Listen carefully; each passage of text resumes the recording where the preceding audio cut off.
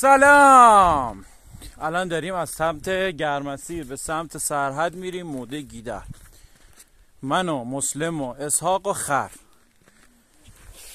کلی وسایل داریم و انشالله اگه خدا بخواد 4-5 ساعت دیگه موده هستیم. گشنه تشنه آبم یادمون رفته بیاریم با اجازتون. صبحانه هم فکر میکنم این نیم ساعت یک ساعت دیگه که دارم گشنه میمیرم، تشنه هم دارم میمیرم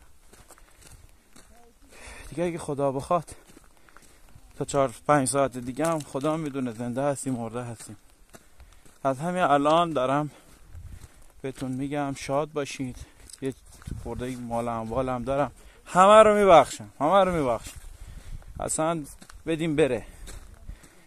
خودمونم که داریم میریم، البته داریم میریم صحرا، نه که میریم زنده میمونیم. آقا خوشحال نشید. خلاصه این که جای همگی سبز، جای خیلی باحالیه، خیلی باصفا هست. سختی خودشو داره ولی لذت های بیشتر خودشو هم داره. طبیعت عالی، همه چی خوب. امیدوارم که سفرهای جوری نصیب همتون بشه. این هم دیگه طبیعت بکر و زیبایی های خودشو که بینش هم بین کوها تپا و اینا هم پر خشخاشه.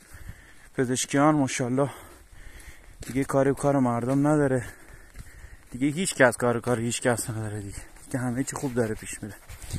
این هم که همسفرهای من دارن میرن اون بالا و اون بالا و اون بالا.